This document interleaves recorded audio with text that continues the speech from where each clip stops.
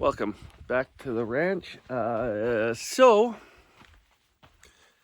we headed off yesterday.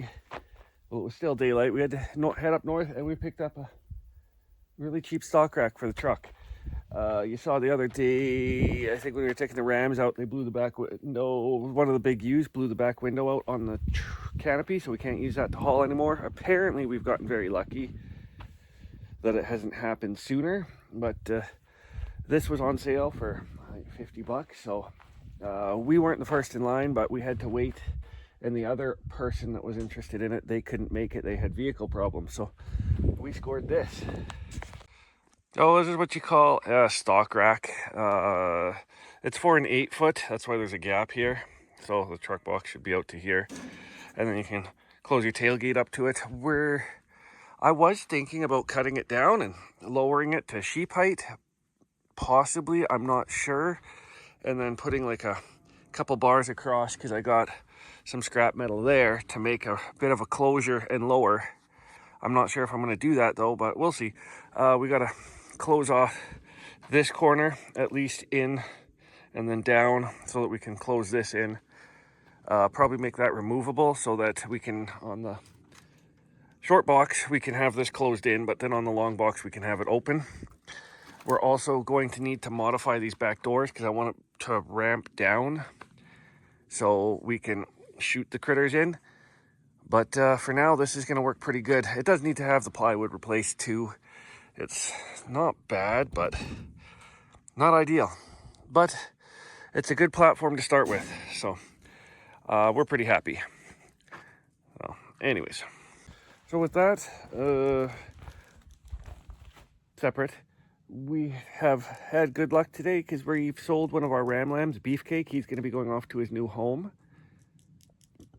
What that means is, we can't use this because it's not quite set up for hauling a lamb. We also need to go pick up hay because after the terrible start to September, we got to keep our ewes in and feed them hay while we deal with this cougar problem we got. So we're going to go pick up hay, but that means we got to get we need the truck empty for grabbing the feed. So we can't use the stock rack. Even if I could close this off with plywood right now, we can't use the stock rack right now. So we'll be pulling this off. We got to go out back. We got to grab Beefcake. We're going to put him into a crate kennel thing in the back of the truck that can fold down and go into the back seat when we go to pick up hay, because we're dropping him off on our way out to go get hay, which is good. So that's sort of a happy day because we sold a ram lamb instead of him getting killed off by predators. And we picked up a really cheap, nice stock rack. So pretty happy with that.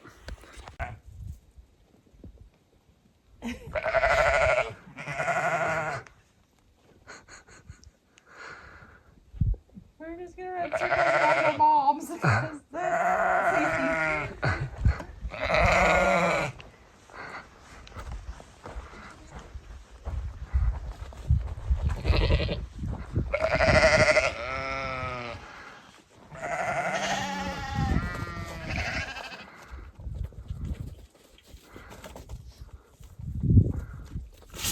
Oh, that's about hit each other. You guys gotta watch out.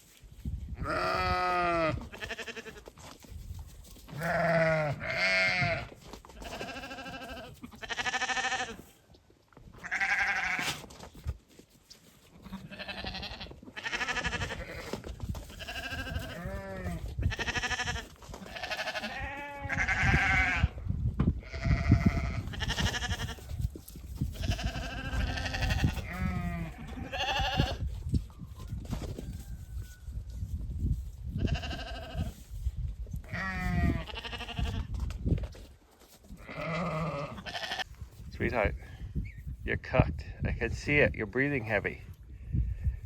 Look at your brother. Oh, he disappeared. You guys are cooked. You guys overdid it, you little crazy lambs. There we go. There we go. She's so hot. Your brother was doing it. Yeah, there he is. Open mouth panting. Manny Jr. is just lying down.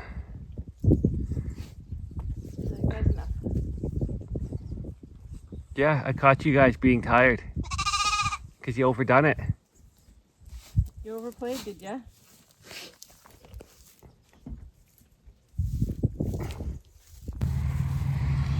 Hey, buddy boy. No, I know.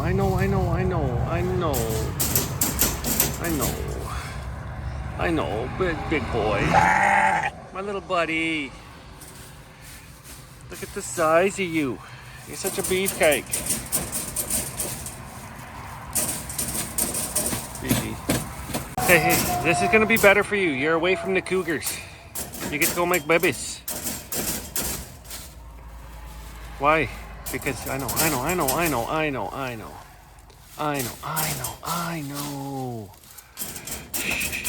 Beefy body. Oh, such a little buddy. Okay, you gotta relax. Look how beautiful you are.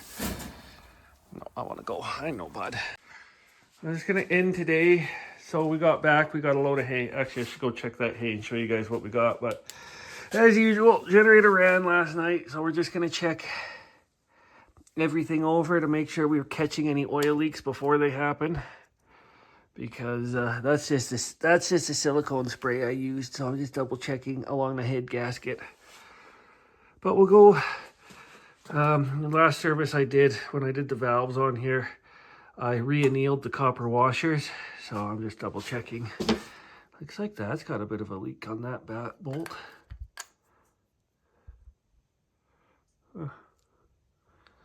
That's different. I'll have to keep on. What's that one in the back look like? Oh. Could be the bolts working a bit of leakage. Okay. But nothing substantial, right? No, that's just nothing substantial yet down the front. So I'll just check it all over. Make sure we're ready to go for the morning. My level's good. Yep. So oil level's good. I can't find any oil leaks on it or anything. So generator's still running good. We got to be on this because again, we're the power company. So if it fails, we need to be on it sooner so that it doesn't get worse, because you can't have a generator down when you're running a farm off grid. So let's go take a look at the hay. I'll show you guys what we got done, and that'll be it for this. Yes. How goes the cows? I see you, Mrs. Gray. I see you, Mrs. Gray. Oh, lambs are playing. And we brought our hay. I'm parked kind of on a hill, so don't mind that. This one, the strings broke on it. This trailer can only take one of these, maybe two, but we took one just to be safe. The strings broke on it, so we've got mega straps. But for 20 bucks less, what the heck, right? So that should be good. Definitely. What we'll do is I'll unload this hay with that. And then when I can get the tailgate closed, I'll just lift this trailer off with that and set it on the ground. And we'll feed directly off of this with that hay. But we should have 2 more days of hay sitting right there. We got to keep everybody in while the cougar is being dealt with. That request had been sent off to our verification in BC Livestock and CO. They've confirmed that our suspicions, they say our findings were consistent with the cougar, so we've been approved by that. So we're keeping everybody in, so they're going to be getting hay now. So this should give us week, 2 weeks with what we got here, maybe.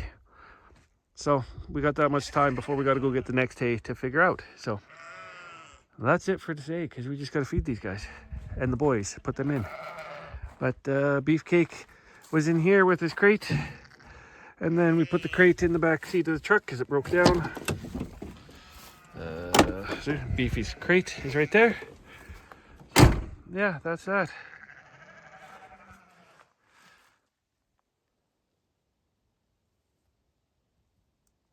Lie down.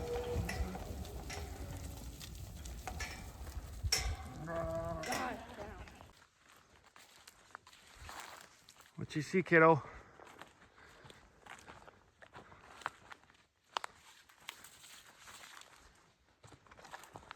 Something's got you right riled up, huh?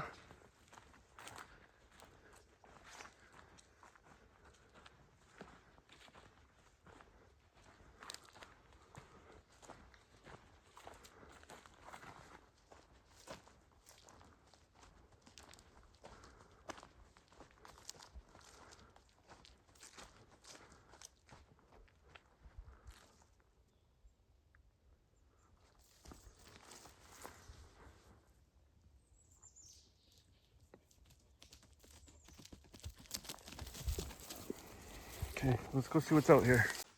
So it's just been a slow couple of days, other than like letting the boys out and letting the dog out and feeding everybody. There's been nothing going on. That dog is wired right now. It's just been mostly recovery from the insane last week. We actually canceled doing a few things we were gonna do a few days just because we just been like so hard out that we got nothing done. So the investigation on that predator kill had taken an entire day, like something that usually takes me an hour. It took us the entire day to deal with and talk to the COs and our livestock verifier and whatnot. So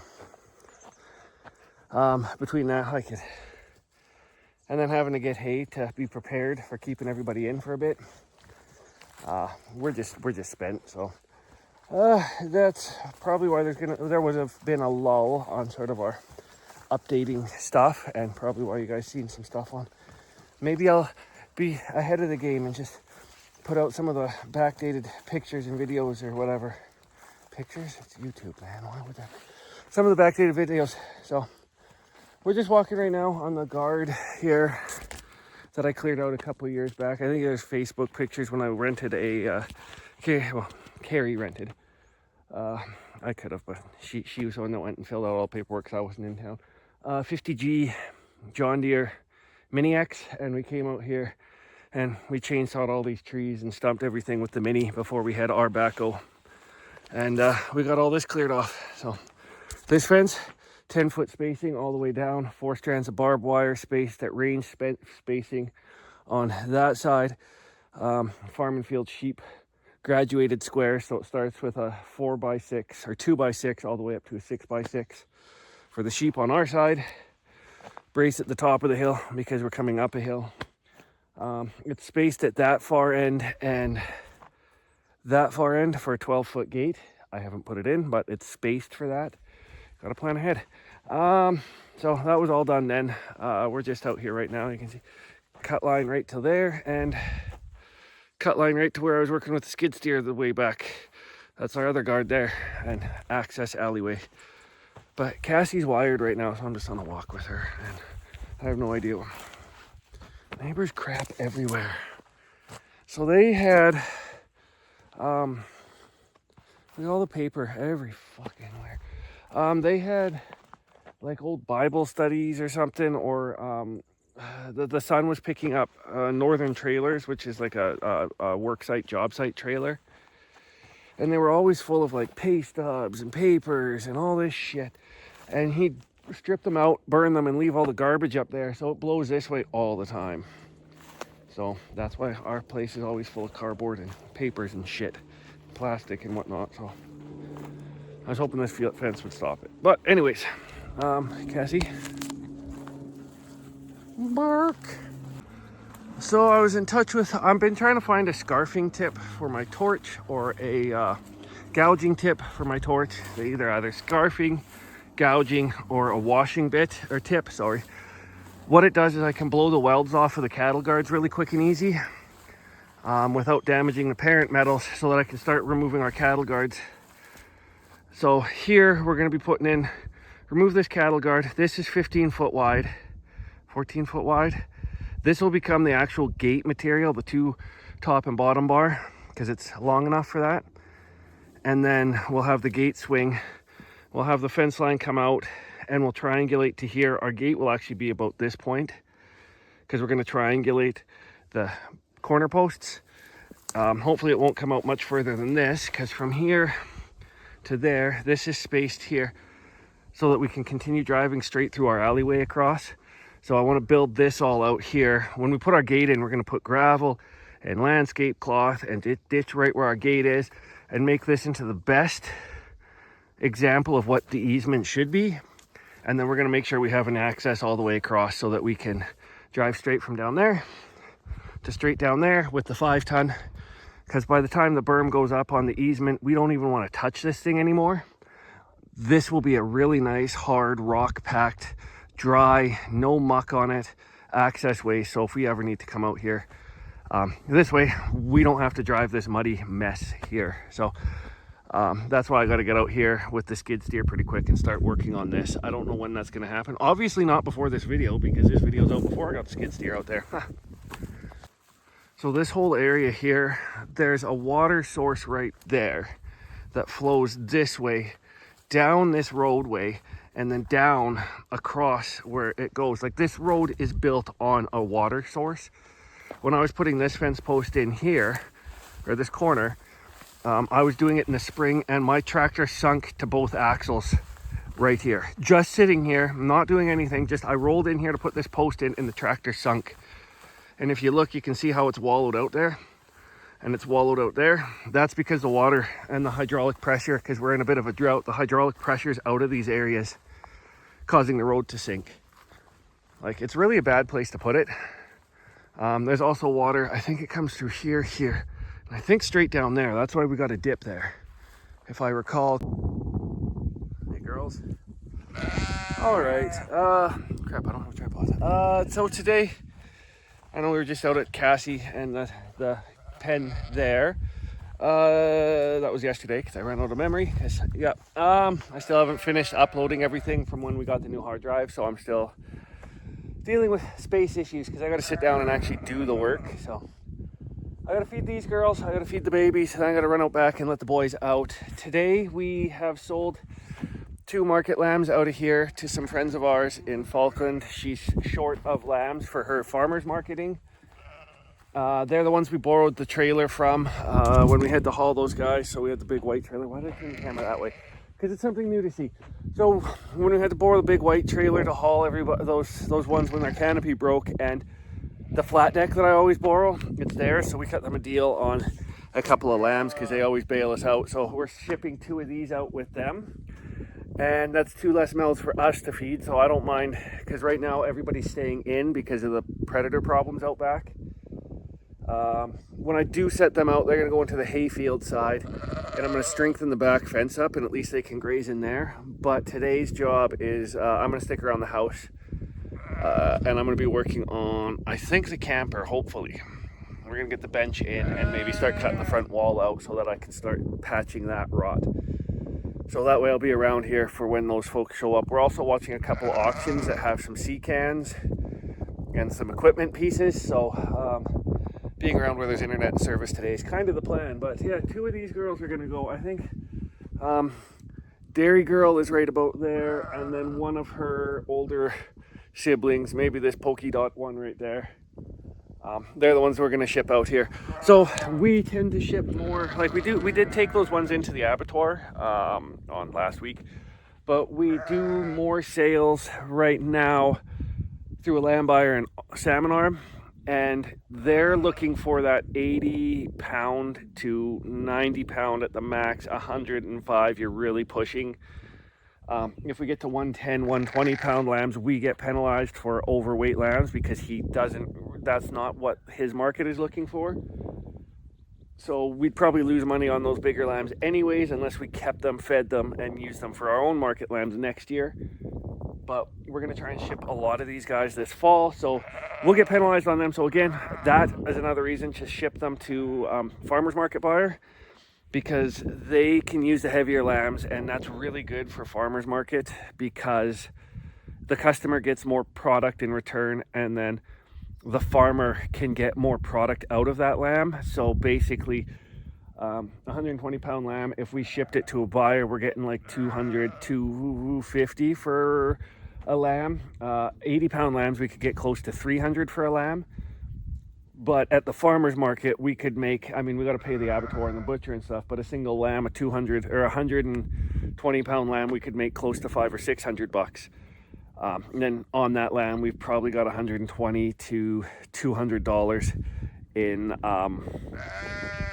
our processing, fuel, driving, market vendor fees, and all that sort of stuff. So the heavier lambs are better for farmers market vendors and direct to customers. The lighter lambs are ideal to ship to your buyer. So you kind of have to know your market. But that's why we're selling to somebody else at farmers markets as it is, because we don't do as many. So it helps them out. They don't. She lost her 2 lambs to predators, and then we lost 2 lambs to predators. So we know where it's coming from, but she only has something like 2 or 4 lambs at a time. So trying to help them out is good. But I mean, we still got to make money off our lambs, right? Because we had to pay for feed and care and maintenance and the work we put into it and all that sort of the minerals that we've been feeding them and the grains that we've been feeding them. So you got to cover all that at least.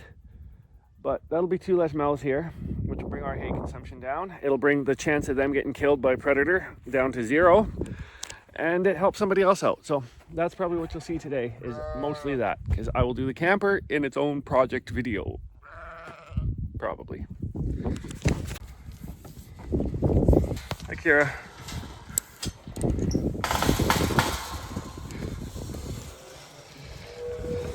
Queen bee, black sheep, Smoothie, other sheep, black sheep, lamb, Lizzie,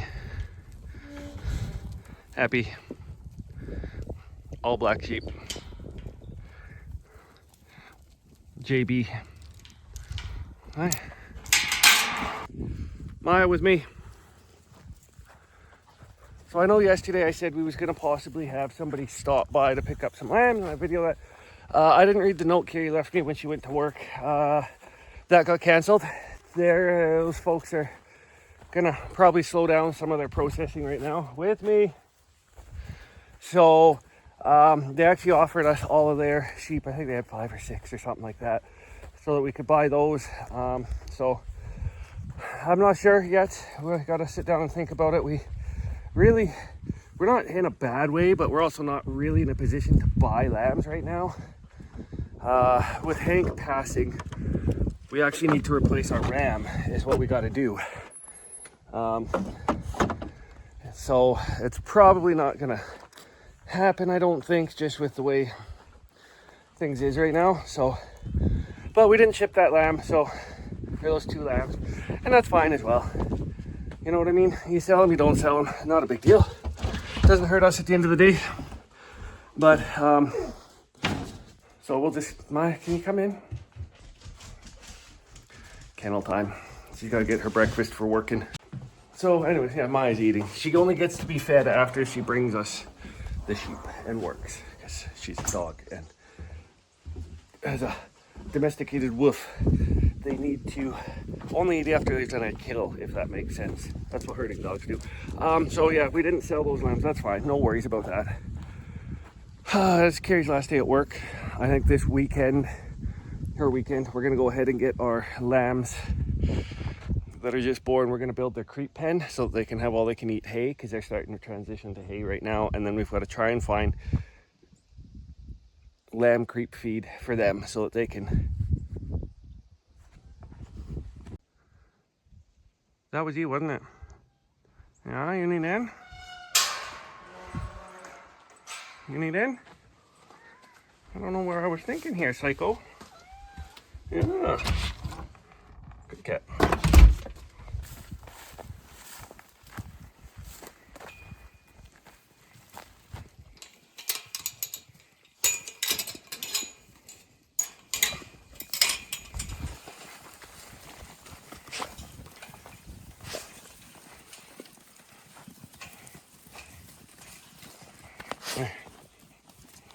No bender? You're not going to go on a murder death kill? Okay. Hey, Noel boy. He's so cute. Hey, buddy.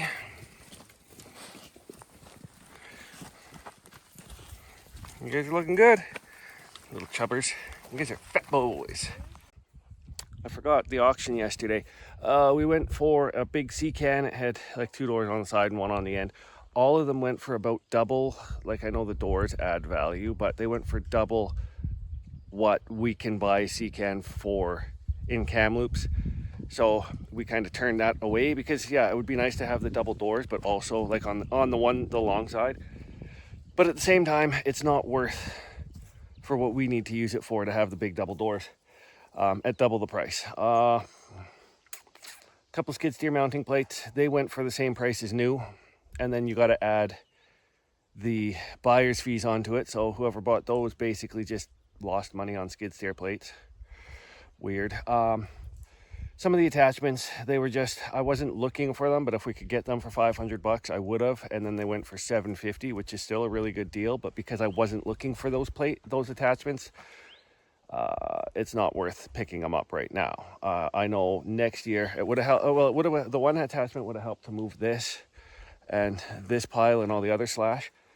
But we aren't doing full-time logging, so technically, if I want them, I know now sort of to save up about $1,000 to pick them up. But at that, I could spend like $1,500 and get a better quality metal in the attachment if I bought from a local place. So that's another thing to keep in mind, is these attachments were sort of cheap Chinese stuff and pot metal type crap. So they probably would have broken with the amount we even have to use them, because these are only 2 of 1, 2, 3, 4, 5, 6, 7, 8, 9, 10, 11, 12, 13, 14 slash piles about that size that we have to move. So that's quite a bit, and we're going to make more. So it would probably have been broken, and then I would have been downtime welding new pieces of metal and such. So like I said, about $500, $700, it would have been worth it. Anymore, I could just save up a little bit extra and go buy new. So we turned those down. There was a big blade that goes on the front of the tractor that mounts the underside for snow plowing. If I could have got it for like $100, but it went for I think $280. I was looking for a surveying theodolite that went for more than I can get one local in Salmon Arm for, with a tripod and the reflectors and the prism. So I just decided, you know what, not worth it. What we did get though, that we were looking for, something else we were looking at too. Oh, a couple laser levels and stuff, but they went for the same price as new. And then they were cheap Chinese stuff. So you bought the price of a new one, of a quality built product, but these were cheap Chinese Alibaba crap. So I don't know what people are thinking. I don't think they do their research. I don't know. But the other thing was, we got a bunch of fencing. So same as this style of fencing right here, exactly the same. Carrie and I went down and checked the auction out, like we went down. This fencing here, we've got 6 rolls of it for $500. These rolls are $270 in the same brand that we got, the same brand they had down there. They're $270 a roll for 300 feet. And we got the whole pallet of 6, I think, for $500. So that was a good deal. Again, if I was looking for that front blade snowplow thing, if I was looking for one, I could have got it at a good deal.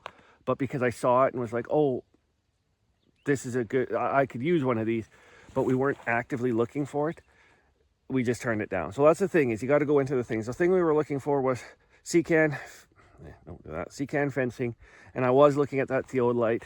What that is when we are checking for our property pins, you can find one and then do the measurement, so 17 degrees to the next one, and then, you know, like 248.7 degrees in 6 minutes and to the next one, and it gives you the ability to find those. So that's why we're looking for it, because when it comes to putting in our alleyway fence over there, I'd like to have that, and there's 2 or 3 property pins we're missing, so I was hoping to be able to find them for cheap. Oh, and then to square out where our big steel building is going to go, so I can bring more fill in for that. But oh, this fence line on this side too also needs to be the pins are there, but we want to cut a straight line through the trees without sort of wavering too much. So that would have been handy for that. But anyways, that's the way to go into auctions. You don't go in there just like, that's a good deal, I'm going to buy it. You go in there looking for, this is what we need, this is what we'd like, And then this is what, if it's a good deal, you pick it up. And then you knock those out if they reach too much. And make sure you look around too, because I didn't find that other theodolite in salmon arm, which it's not. It's called this one in salmon arm isn't a digital theodolite, and I don't need one, but would have been nice. It's a surveyor's tripod and degree. I can't remember what they called it. Compass, I think is what it is. It's very mechanical, and I do like that. That's kind of what I used to use back in the day. The other thing I was looking for was a brush rake for the backhoe. They went for like $400, and I'm just like, I got steel. We can weld one up, and we'll do that this winter because it'll be handy to clean up when these are all burnt down. So anyways, these guys are out. She's being crazy. That's it. I think that's chores for the day. I got to bring water out here later. Okay.